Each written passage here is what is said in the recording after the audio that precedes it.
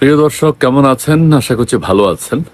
Doctor Yunus সাহেবকে নিয়ে কিছু কথা বলতে চাই, কিছু কথা শেয়ার করতে চাই। আপনারা সবাই জানেন, তবু আমি আবার কিছু কিছু অংশ একত্রিত করে বলতে চাই যে ডক্টর ইউনূসের মতো একজন মানুষকে বারবার বারবার বিভিন্ন কারণে আইনের আওতায় আনতে হবে।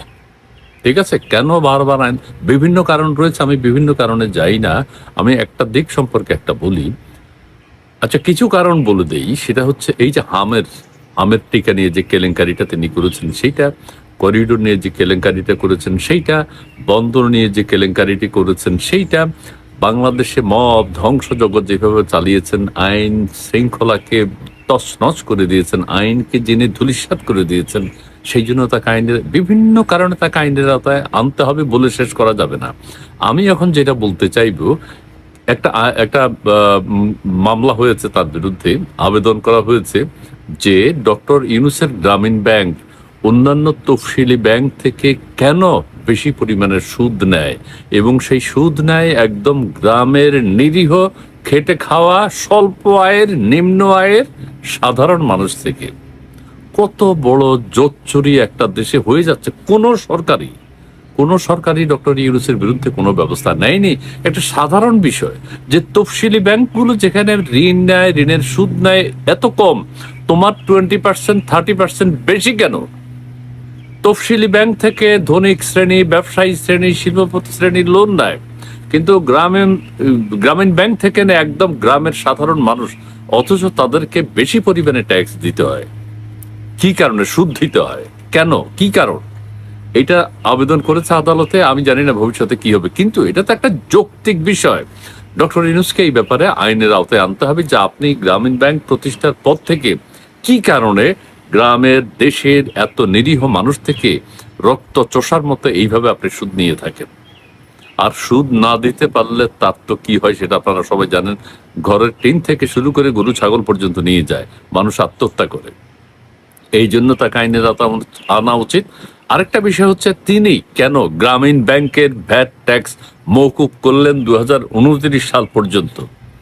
তাহলে অন্য অন্য ব্যাংকগুলো কি অপরাধ করেছে?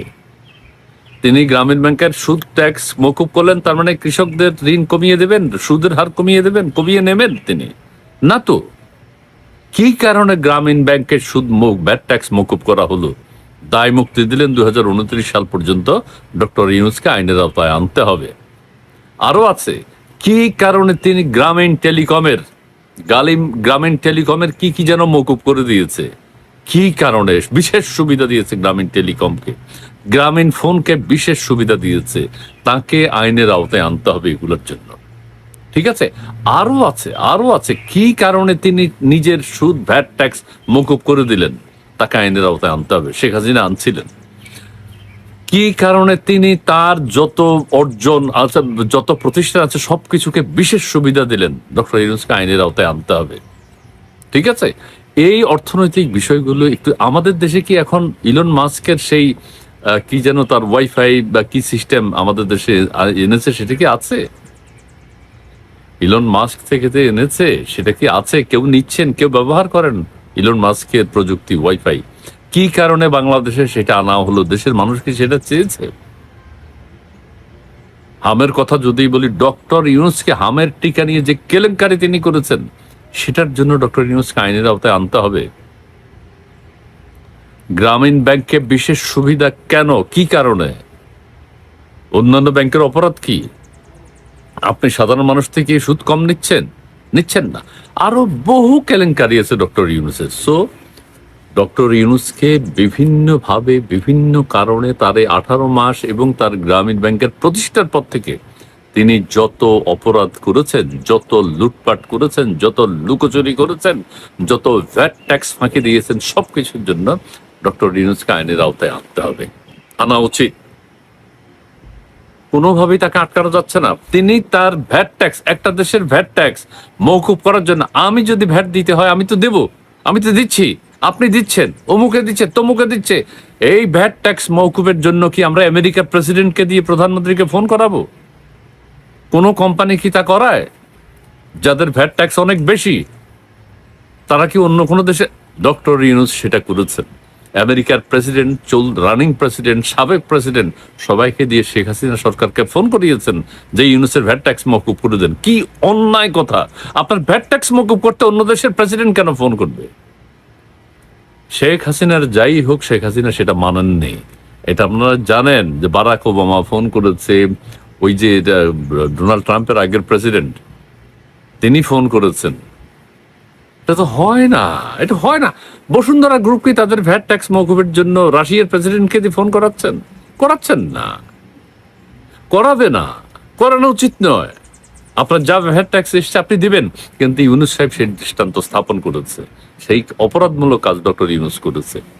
কাজেই আমি যেটা বলতে চাই, ডক্টর ইউনুস গ্রামীণ ব্যাংকে বিশেষ সুবিধা দেয়া, ডক্টর ইউনুস গ্রামীণ ব্যাংকে নিজের করে রাখা, ডক্টর ইউনুস গ্রামীণ টেলিকমকে সুবিধা দেয়া, ডক্টর ইউনুস এই গ্রামীণ ফোনকে বিশেষ সুবিধা দেয়া, ডক্টর ইউনুস ইলন মাস্ককে বিশেষ সুবিধা দেয়া, ডক্টর ইউনুস মানে এটা বলে শেষ করা যাবে না। আমেরিকাকে বিশেষ সুবিধা দেয়া, দেশকে ধ্বংস করে ডক্টর ইউনুস নিজের জন্য এত সুবিধা নেয়া, ডক্টর ইউনুস হামের কেলেঙ্কারির জন্য এই কাজটি করেছেন, টেন্ডারে নিয়ে গেছেন তাকে সতর্ক করার পরেও।